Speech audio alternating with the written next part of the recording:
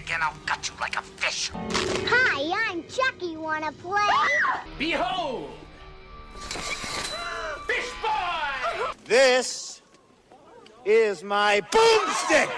Red rum. Garbage day! We'll tear your soul apart. Oh, yes. There will be blood. They're coming to get you, Barbara. Hail, Radma. All right, welcome back to the Three from Hell podcast. I'm Sam. I'm joined by Justin. No, Tony. Hello.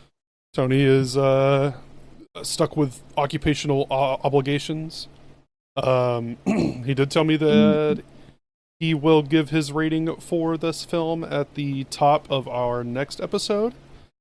Also, in advance, I apologize profusely if my fan is being picked up in my microphone. It is currently 97 fucking degrees here today. That's fucking crazy. I'm fucking dying. So, again, apologies if that's being picked up in the background, but it's fucking hot. Like, I am suffering. But yeah, so last night, Justin and I watched Halloween: The Curse of Michael Myers.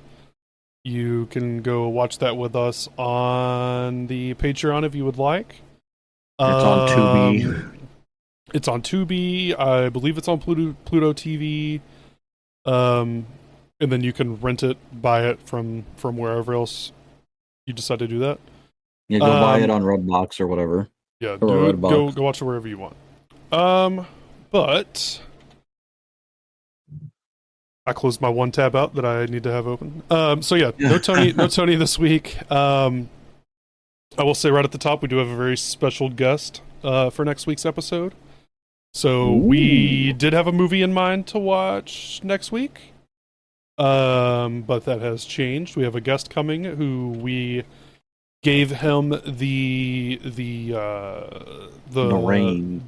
privilege, the reins of choosing the film that we watch next week, which is actually one that I have not seen.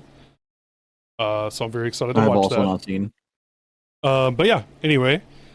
Halloween: The Curse of Michael Myers. I think I said Halloween 5 earlier. I don't know why I said that. No, you definitely said 6, I promise. Okay, well, Halloween, not even Halloween 6, just Halloween: The Curse of Michael Myers. Yeah, you might not have even said 6. The final chapter in the Cult of Thorn trilogy, which, if you watch the Patreon watch along, it's really the only movie with the Cult of Thorn, honestly. They crammed it all in at the very end of the trilogy. But anyway, it was vaguely present in Halloween 5. Yes, very vaguely. Yes, very vaguely. It was not there at all in Halloween 4. This film was directed by Joe Chappelle, written by Daniel Farrens. God damn you. Based on characters by John Carpenter and Deborah Hill, so they're still getting their credit due there. This is produced by Paul Freeman. Cinematography was done by Billy Dixon. Billy, you deserve bad things. This film was edited by Randolph K. Bricker. Watch the Patreon, watch along. I give my thoughts on the editor for this film during the watch along. I'm not going to say it again, but wow, music by Alan Haworth. Man, I don't know what happened. You did not do a good job with this one. I don't know what was going on with the score. Our production companies are Nightfall Productions, Trancas International, Halloween 6 Productions. Okay. Distributed by, for the first time in the series, Dimension Films. Release date of September 29th, 1995, which I believe makes this the first film in the franchise to not be released within 10 days of Halloween, so that's very weird. A full month before. A runtime of 87 minutes with a budget of $5 million. This film brought in, at the box office, $15.1 million. All this information is according to Wikipedia, so if I get anything wrong, please don't crucify me. Suck my fucking dick. So for our cast, I don't really have too boy. much to say. Susan Swift plays Mary. J.C. Brandy plays older Jamie Lloyd. Bradford English plays John Strode. Mitchell Ryan plays Dr. Wynn. Paul Rudd, I believe in his debut, taking the role of older Tommy Doyle. George P. Wilbur dons the mask as the Shape. Devin Gardner plays Danny Strode. Leo Getter as Barry Sims. Keith Bogart as Tim Strode. Kim Darby as Deborah Strode. Marion Hogan as Kara Strode. And Donald Pleasance returning for the last time as Rest in Dr. peace. Sam Loomis. Of course, Loomis passed away before the release of this film. I hate that this is the last thing that he did, to my knowledge. I don't think he did anything after he recorded Halloween, Curse of Michael Myers. He does have 2 movies, according to his IMDb page. Safe Haven and Fatal Frames are credited to him as an actor after Halloween Curse. I'm not entirely sure when he passed away. Let's see. He died February 2nd, 1995. He was born October 5th, 1919. That's fucking crazy. That is insane. Yeah, he passed away February 2nd, 1995 at the age of 75 years old. Rest in peace. I really hate that that this was the last Halloween film that he was in. Mm-hmm. But yeah, that's our cast. I will say, if you're going to go watch the film, there is a scene later towards the end that, if you are epileptic, I would go into that with great caution, because there is a lot of strobing effects. Tony's not here, so I will give some quick fun facts that I found along the lines. The cast and crew, most of them at least, have completely disowned this film. According to them, the studio, the producers, and the director just completely fucked it all up, and now they don't want any connection to it. Can't say I really blame them. Yeah, that's kind of all I've got. To be perfectly honest with you, I didn't look too far into it. But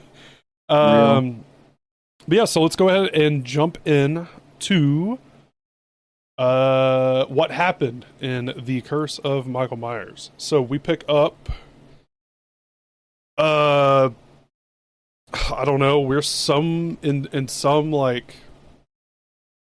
weird, I don't even know where the fuck we are. We're somewhere where the Cult of Thorn is located, or whatever it is, their headquarters or whatever it may be.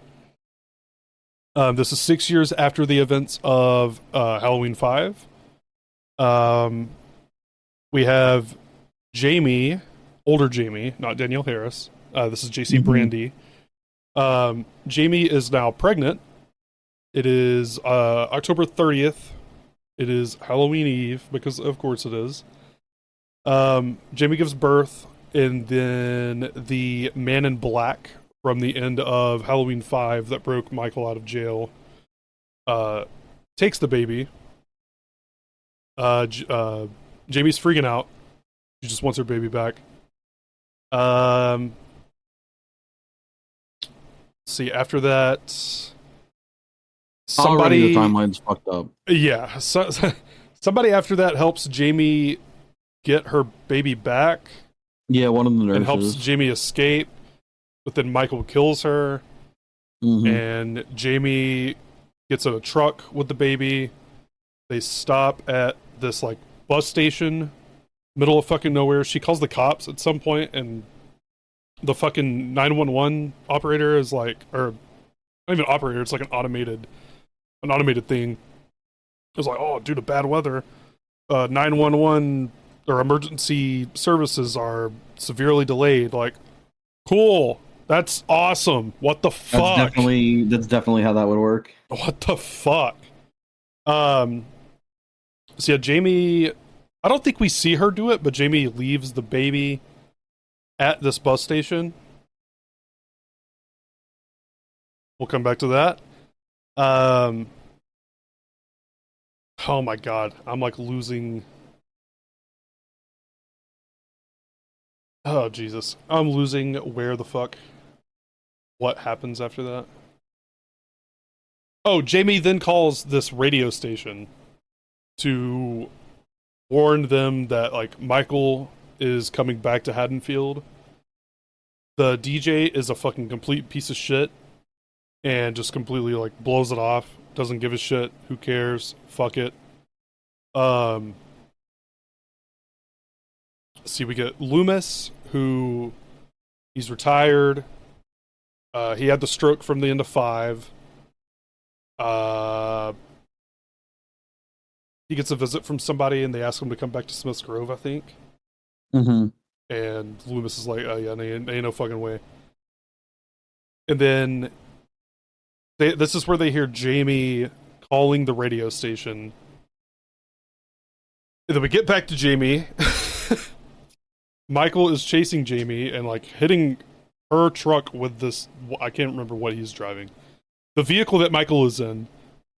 Michael is like trying to ram Jamie off the road. It eventually works? ? Because Jamie just like drives through a fucking farm and like crashes into a fucking barn. And then Michael kills Jamie. He like impales her on something and then turns it on and it fucking kills her. Farm equipment and then farms her guts. Yeah. And then Michael sees that Jamie does not have the baby in the truck. And then we get back to Haddonfield, where Paul Rudd, playing Tommy Doyle, is living in like a, what would you call this? Like a group home, I guess, or so, I don't know. I don't know what it was. I don't even know. They never explain what this house is that fucking he lives in.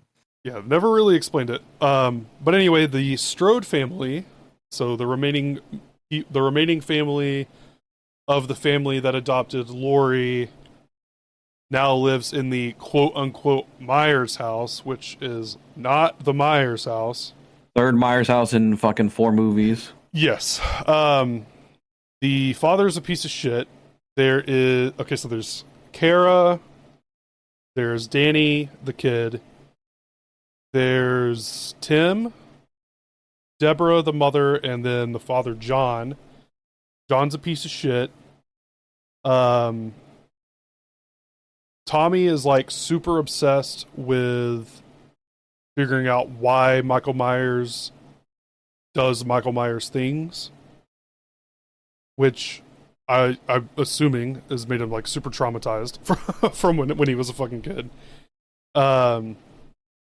During all this, at some point he goes to the bus station. I think he must have heard Jamie calling on the Jamie radio called station. the radio station. Yeah. Yeah.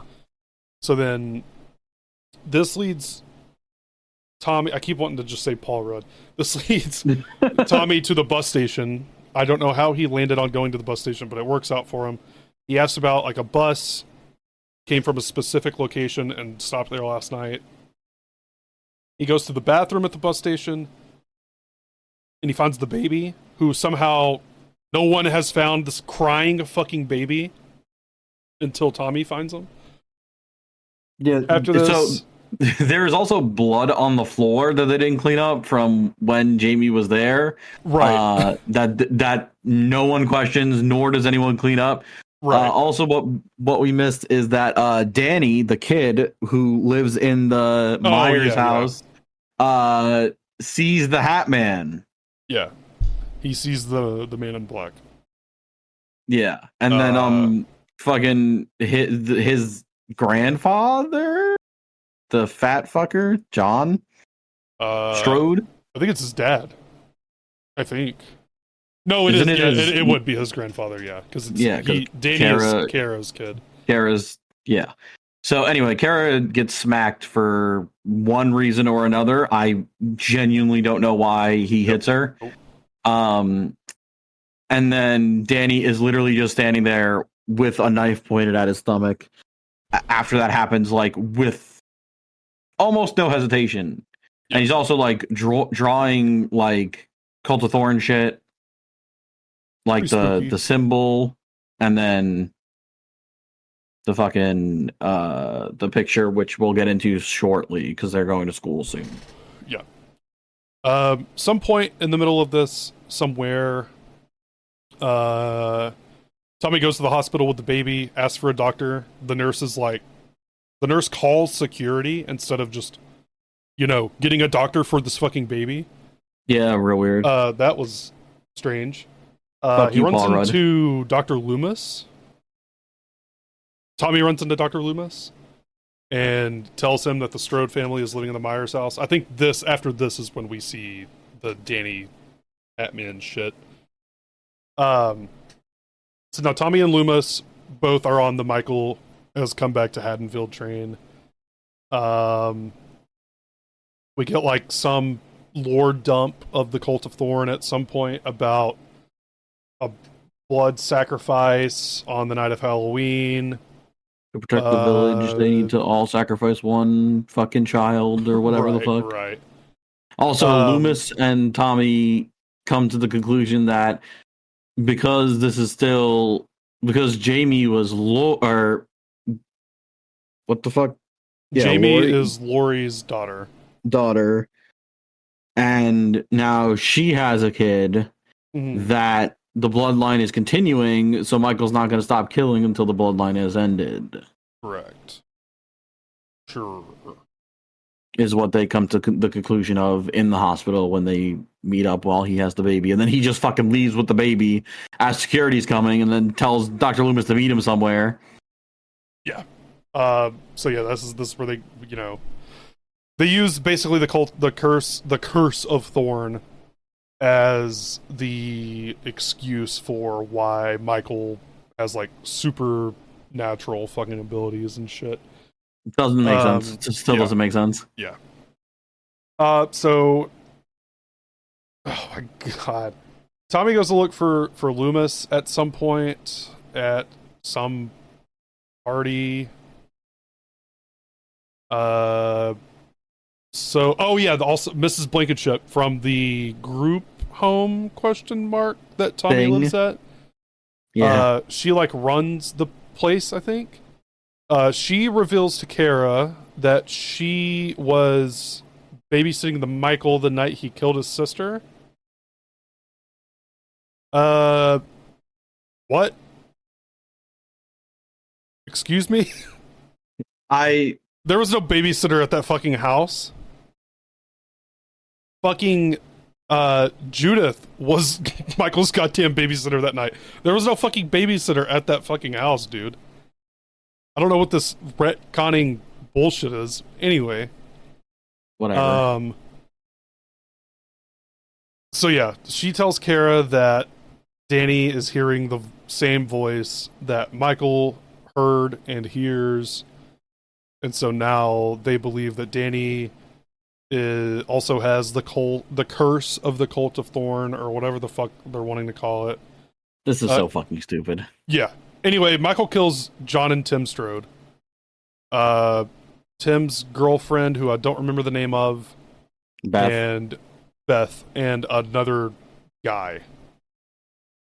He kills the radio DJ that was called at the beginning of the movie, and then they also got him to come to the thing, and he says a bunch of weird shit, and then he gets fucking absolutely turned into a Halloween decoration. He gets turned into a Halloween decoration. Only good thing I could say about the Michael Myers in this movie is he looks kind of okay, comparable to what he looked like in the last two films, and he does some pretty cool killing, and he's pretty unhinged, like almost immediately, which is pretty cool. There are some cool kills. Let's see. After this, look, if my explanation of this film seems very disjointed, you should just watch the fucking film, because it's nothing happens.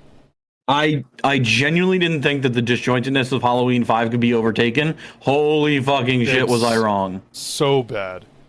So we get Michael, or goddammit, Tommy goes back to his house with Loomis, and there is the quote unquote man in black who was revealed to be Dr. Wynn. Which Anyway, it's supposed to be like this big plot twist, but I don't know who this It fucking doesn't guy come is. he's the guy who got Loomis to come back to Smith's Grove in the first place. Oh, okay. All right. Yeah. Anyway. Yeah, you see how that's your reaction? That's exactly Okay. why it didn't work. Yeah. Like, All right. it's supposed to be this big plot twist, but like when you introduce him and then have him turn heel in the same fucking movie, it doesn't make goddamn sense. Like if they had built up to this in So the last movie. After the reveal, the cult take Kara, Danny, Steven, and Michael to Smith's Grove. Not before Kara fucking jumps straight out the goddamn window for no fucking reason. Let's see. She shows out the window, and then they just take her, and they don't do anything with Loomis and Paul Rudd. Yeah.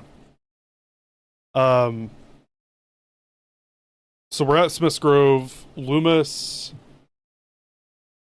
confronts Wynn, and then Wynn is like, he gives Loomis credit for like being the first one to see how evil Michael was. Who fucking cares? Loomis gets fucking knocked out by somebody. Like, I don't know. Tommy finds Kara. She's locked in some room, and he has like a fire extinguisher or something. He's like trying to break the fucking door open. Michael shows up. Fucking Michael Myers jump scare. I don't know, dude. Nothing really fucking happens. Let's just jump straight to the fucking end. Because literally nothing fucking happens here. They're like, they're going through fucking Smith's Grove. We see the Cult of Thorns symbol fucking all over the goddamn place. They see some weird fucking like fetus at some point. I don't fucking know. Stupid shit. I mean, the only thing that I do want to make mention of is that they're preparing to do something with the baby, and Danny is also in there. Mhm. And Michael goes in there and fucking kills everybody except for Danny and the baby. Yeah. Like, but I also have no idea what they were going to do. Number one. No, Number there's two, no explanation. I don't know why Michael killed them either. Nope. There's no explanation as to either reasoning, and like Michael doesn't fucking talk, so like we don't get an explanation for that. And then also Dr. Wynn escapes and then gets his fucking head crushed by fucking metal bars that Paul Rudd locks. Yeah. He's like, "Help me!" And then fucking Paul Rudd just like, "I want to lock this fucking door behind me." And then Michael crushes his skull against the door and then breaks it because he's Michael Myers.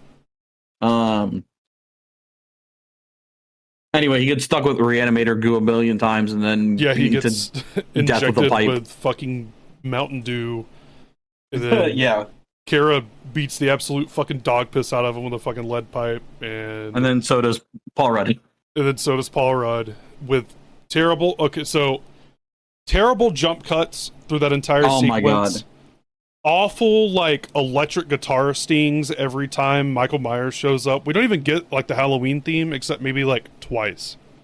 It's really bad. It's really low. It's Terrible, not good. terrible score, terrible background music, terrible fucking sound design, terrible edits, terrible cuts, terrible. I mean, the movie was fucking boring. The plot was all over the fucking place. There's no fucking story, and it fucking sucked. Anyway, they quote unquote kill Michael. I'm trying to remember. We go back and something fucking happens. Oh, we go outside. Loomis says that he has a little business to attend to. We cut back inside the building, and Michael's mask is just laying on the ground. And then we hear Dr. Loomis screaming. in the background, and then the film is over. And we don't find out anything that happens because the next Halloween film is a reboot. So that is the end of the fucking Cult of Thorn trilogy. Couldn't have come any fucking faster. We really took a long time to watch this movie before we actually did. And Man, holy fuck, was it a good idea to take a long time to watch this movie, because I wish I never did. it took them 6 years to make this. It didn't work. Nope. Sure didn't. Well, as always, before we get into our review of the movie, I'm going to read some fucking Rotten Tomatoes scores and some reviews from critics and audience members. Right. So, the Halloween: The Curse of Michael Myers has a 0% on Rotten Tomatoes from top critics and 8% on Rotten Tomatoes from all critics. Wow. That's Um, crazy. and it has the same audience score as the previous film at 36% for That's audiences. very surprising.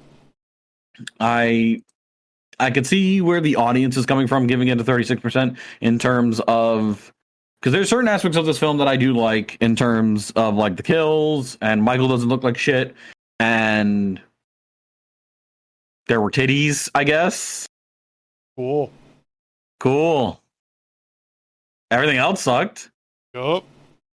All right, so starting from the least recent review from January 1st of 2000, the less said about the sixth entry in the Halloween series, the better. 0 out of 5. Needless to Real. say, the gore level is high, the scare level is low, although not as low as the intelligence level. 0 out of 4. Real. The sixth installment, by far the worst in the series, is bland and deadening. 0 out of 4. Real. Unfortunately, while director Joe Chappelle and writer Danielle Farrands took advantage of a clearance sale at the Horror Cliche Emporium, they forgot to stop in at Plots R Us. That's my favorite review you've ever fucking read. Not the... what was the one that I read about? The fucking beer or whatever? I don't remember that one. Where she got hit with the beer can or whatever? Oh, yeah. Okay, yeah. I do remember what you're talking about. The film's conclusion is naturally open-ended to allow for Halloween 7, which will probably be as subtitled Michael Myers does a Pepsi commercial. There isn't a floorboard that doesn't creak, a person who doesn't hesitate to go down the basement, a kill that isn't telegraphed by scary music, and laughable attempts at tension. 0 out of 5. Great. Enough of this Michael Myers BS, says a disgruntled Haddonfielder, as news spreads of the returning native son. Dream on. At least we care about these characters, even if we can't always make heads or tails of what is happening. 2 out of 5. Do we care about these fucking characters? Because I don't. Even Jamie, who we set up for the last 3 fucking movies, gets killed in the first 10 minutes. Who cares? Oh my god. As with most horror sequels, the plot and narrative developments are predictable, thus proving yet again what an amazing job Carpenter did on the original. 1.5 out of 5. Oh my god, Justin, hang on. I have to stop you right there. Okay, I have to stop you right here. I'm reading this real quick while you're reading your shit. Mm-hmm. Okay, so this is about the development of the film. Oh Christ. So we're at a point now where the rights to the Halloween franchise are kind of, up in the air. Oh god. So Halloween 5 came out, did not have a good not good response to it. Mustafa Akkad put the series on hold to kind of reevaluate things. Mm-hmm. He felt that Halloween 5 strayed too far from Halloween 4 and wanted to, kind of circle back and see what the fuck we're doing. So in 1990, 1 year after Halloween 5, both Danielle Harris, Jamie Lloyd, and Don Shanks, who played Michael Myers, were expected to come back. Donald Pleasance and Wendy Kaplan were also expected to come back as well. Daniel Ferrans was set to write this film. Anyway, blah, blah, blah, blah, blah. Everything gets blown up. Ferrans writes a franchise Bible, essentially, and gives it over to the studio. Planned October 1990 release is missed. Akkad starts trying to pick people up in like 92. Michael Soavi, I don't know. Italian. He's an Italian filmmaker. I'm sure Tony would know who he is. Turns it down. And then we get into some legal battles. After said legal battles, it ends up with Miramax buying the rights, which is Dimension Films. Yep. John Carpenter. So, before or during the legal battles, John Carpenter actually teams up with New Line Cinema to attempt to outbid Miramax. What I am about to fucking say, I so wish Tony was here for me to hear me fucking say it. Oh, God. Carpenter proposed that Halloween 6 take place on a fucking space station. They were gonna put Michael Myers into space, and we were robbed of it! We almost got it, holy shit. But now it's rumored that New Line Cinema took the idea from Carpenter, and they ended up making Jason X. Continue.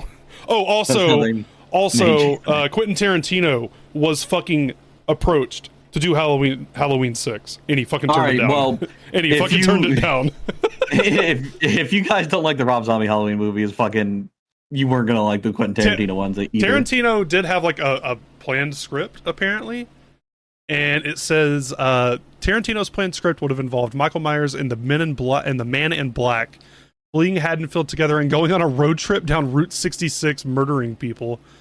Oh my God! Every one of your movies are the same, dog. Which, that to me just sounds like what he ended up doing with Natural Born Killers. Isn't that also like the first half of Dusk Till Dawn? Yes. It's also just the first half of From Dusk Till Dawn. Yeah, so Tarantino was like, hey, let's do this with Halloween. And they were like, well, he didn't even get turned down. I think he just like declined it. And then he just fucking wrote the screenplay for Natural Born Killers instead. Natural Born Killers.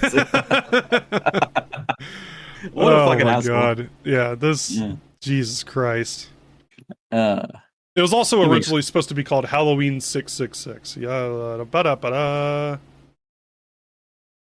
Everything that I learned about this movie is against my will. I will, including watching the movie itself. I'll let you continue. No, I was just reading that and I was like, that there's no fucking way. Yeah, that's fucking insane. Yet another sequel no one needed. Too bad Donald Pleasance didn't stick around long enough to live it down. Oof. Muddled sequel redeemed in parts by Pleasance. I don't even think he does enough in this movie. No, he doesn't. Because the script sucks and everything else around him sucks. He can't really do anything about it. Like, it's not his fault, but like, it's fucking... Anyway, skip it. 2 out of 5. It is not a good film, but it is generally competent. That is... It appears to have been made by grown-ups, not... Okay, I'm not finishing that. Never mind. Okay. Danielle Harris could not return. I'm so confused. Okay. So Danielle Harris she had even like completed the paperwork to become legally emancipated because she was only 17 at the time of production. But her and Dimension could not come to an agreement on her salary. Oh, cool. They have a track record with that sort of thing, huh? Yeah. They offered her less to film the. They offered her less to do the film than it cost her to do the fucking paperwork for her emancipation. That's fucking insane. Oh my god. Yeah. Anyway, that will be the last time I interrupt you unless I see something fucking crazy. Slicker than crude oil and just as unattractive. The revelation of the Man in Black and this film's attempt to explain the origin of Michael Myers were the only points of interest here. 4 out of 10. The film is so dark, literally, it's often hard to see what's going on. That's true. That is true. I'm just like kind of scrolling through some of these because I want to get to the audience ones.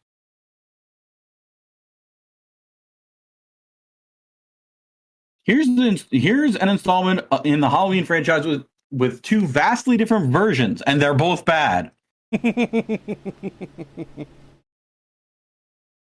While not the worst in the series, it's unsurprising that the installment that followed 3 years later brought back Curtis to take a much stronger stab at getting the series back on track. What do you think is the worst one in the series, brother? Yeah, that's crazy. If this isn't the I need to know what you think is the worst one. Anyway, That's insane. Let's get to the audience. I would love to read this review, but it's in Spanish and it's half a star. Real.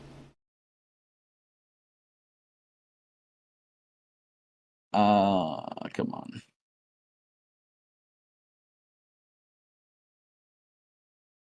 Oh, yeah, okay, well, yeah, okay. Well, this is another half a star review. Well, how to talk about this film. If you think the slasher genre is pure madness, get ready for the biggest delirium on Earth. Halloween 6, the film that seems to have come a century before the first in every way except the script. 1 out of 10. Great. This movie is unwatchable. 1 out of 10. I agree. I agree. Well, it's better than Resurrections. I don't know if we've watched the same movie, dog, and I haven't even watched that. We'll see about that. 1 star. No. Smiley face. Paul Rudd's worst film. Yeah, 1.8 out of 10. Yeah, well.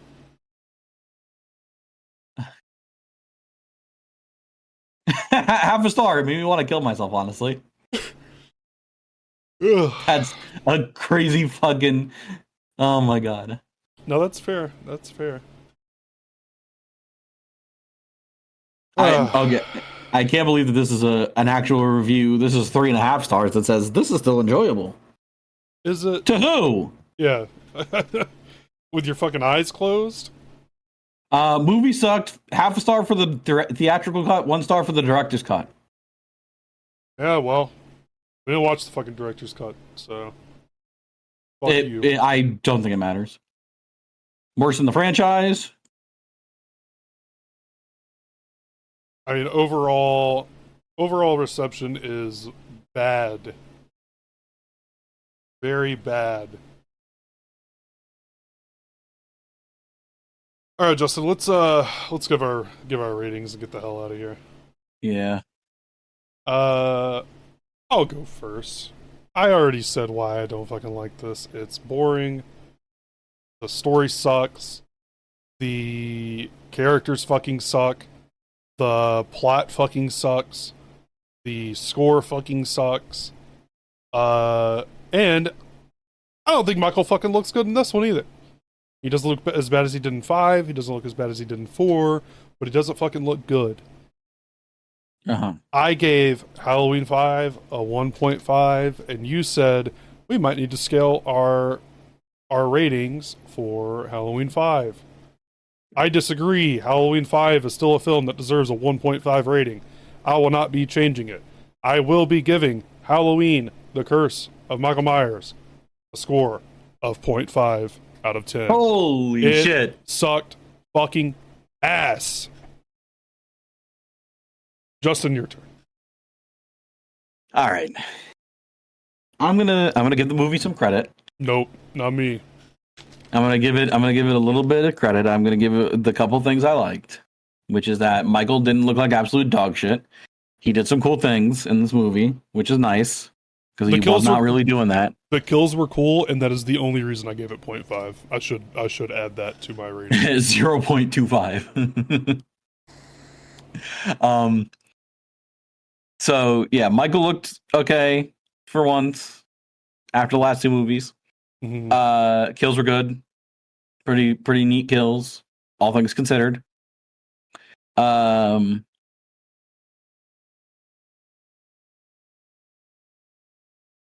This is a 1. I got nothing else. The rest of it sucked. The music sucked. The editing sucked. The movie sucked. The script sucked. Yup. Everything sucked. It's a Yup. 1. It killed Also, Tony. It did kill Tony. I was just about to say, I would like to add, whatever score Tony does give this will be completely without any influence from us, because he did not watch the film with us. He's not on the recording right now to hear the ratings that we have given it. So whatever he says is like what he says. There's no influence given. I'm very interested to see what the fuck he thinks. But that is it for Halloween trilogy, Cult trilogy, Halloween Thorn trilogy, Halloween dog shit trilogy, whatever the fuck you want to call it. Started off so strong. I thought Halloween 4 was actually a pretty decent film. Are we officially halfway through the Halloween series? Yes. We are. Crazy. But yeah, Halloween 4 was, it was okay. It was decent. It wasn't bad. It wasn't bad. It wasn't good. It was all right. And then Halloween 5, boy, oh boy, we started going off the fucking rails. And then Halloween 6 was, holy fuck. That shit, it was awful. It was genuinely awful. Yeah, end of the trilogy, so we're going to be taking a break from Halloween, and as I said, we have a guest coming next week. I will reveal who that guest is right now. And also, if anyone listens to this and also listens to the YDR podcast, this guest has also been doing some guest appearances with You Damn Right. Dino Winwood will be joining us next week. The film he has chosen to watch is Brain Dead, or also known as Dead Alive. Peter Jackson film from 1992 that does have some controversy surrounding it for being so gory. I don't know anything about this film, honestly. Everything I know about it I learned last night. So yeah, we'll be welcoming Dino next week to watch that film, and then after that we will get right into Halloween H2O, which will be the return of Jamie Lee Curtis to the Halloween franchise. Justin, would you like to add anything before we fucking take it home? Don't watch this movie. Don't watch it. If you want to watch it, you go over to Patreon, give us $1 a month for the Hellraisers tier. That gets you all of the 3 from Hell content. Throw an extra $1 on there, you get all the 3 from Hell content, and you get all of the You Damn Right Patreon content for a measly $2 a month. $2 a month! Go buy the merch. We haven't put any new designs up in a few weeks. Haven't really been inspired by the films we've been watching, so... but yeah, go over to Patreon, $2 a month. Go follow us on Twitter, at YouDamnRightPod. Leave the podcast a review, whatever you're listening to this on, whether it be Spotify, Spotify, Apple Podcasts, whatever the fuck it is. Leave us a 5-star review. Tell your friends about us. We really enjoy doing this. We would like to do it for more people. I want to talk to more people about this shit. But yeah, thank you guys for listening. Thank you for subscribing to the Patreon. Thank you for thank you for being a friend. You know, I just really appreciate it. We'll be back next week. We're gonna watch some different shit, and then we'll get back to Halloween in a couple weeks. I'm Sam. I'm Justin. And Tony is compromised We are the Three from Hell. We'll see you next week. Thank you, love you, bye.